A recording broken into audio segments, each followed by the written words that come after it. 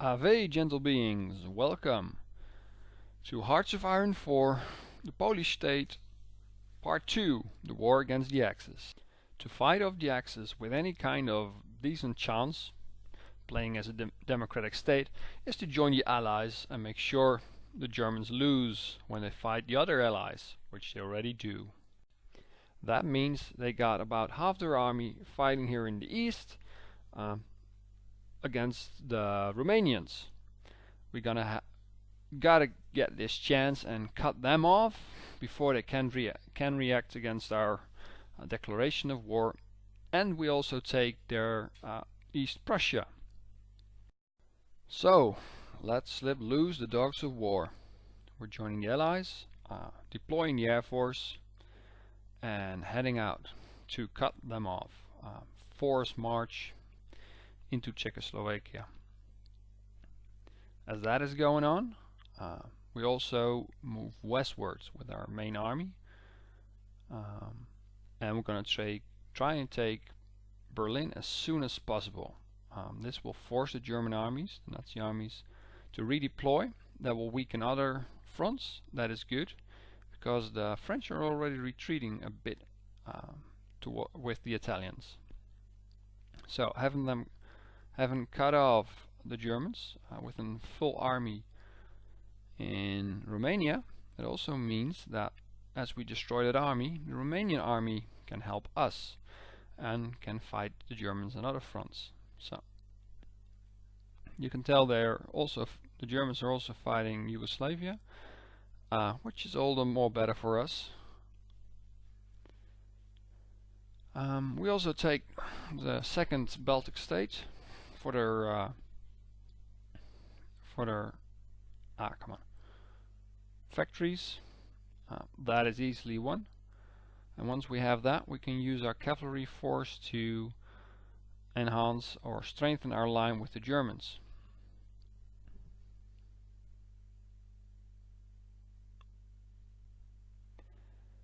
The progress in Czechoslovakia is kind of slow going. That's mostly because it's hill country and it's got a lot of forts, so the defenders got a huge bonus there. I do try to push on through, but it's not fast. And the main push is in the north. We're heading to the North Sea to get as big as a front as I can get. So the Germans will have to push on and move troops around. And while they're moving troops around, that means they're not attacking. So we got a whole long line now, and pushing, just keep on pushing. I do try to use the cavalry corps or the army as a fast moving force to break through and circle things. It doesn't happen that well, but it works good enough anyway. My mountaineer troops weren't finished at the start of the war, so you'll see that once in a while new mountaineer divisions are available, and they're being added to that. They're mostly fighting in the south, in Czechoslovakia, because there's a lot of mountains, and there they function the best. And when you get northern Germany, they got a lot of shipyards, so we're going to use that to build our fleet up some.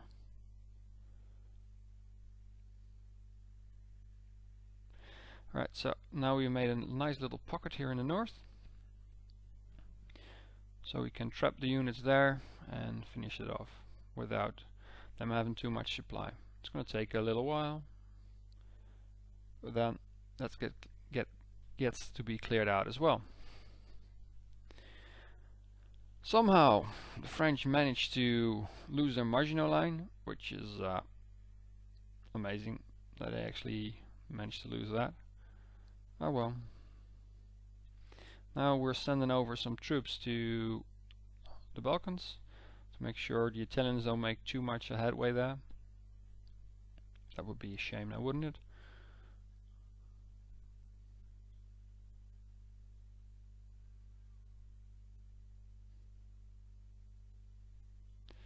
So, steadily pushing our way south.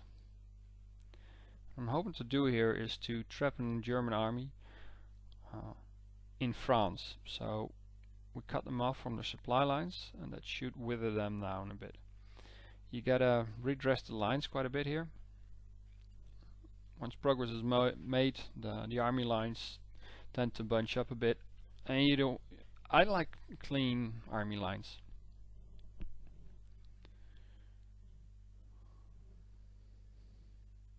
Trying to be a bit careful with the manpower.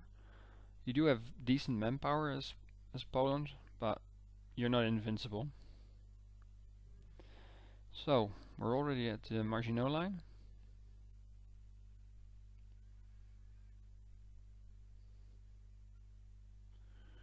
And the Maginot Line is hard to breach, so I'm not quite sure how the Germans actually got through it.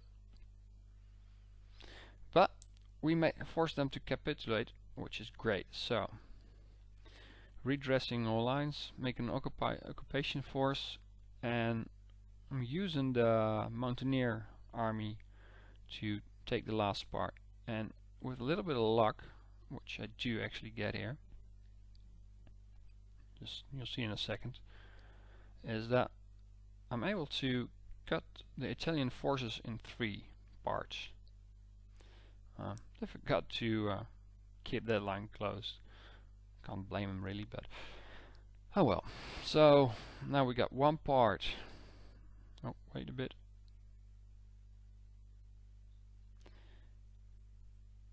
And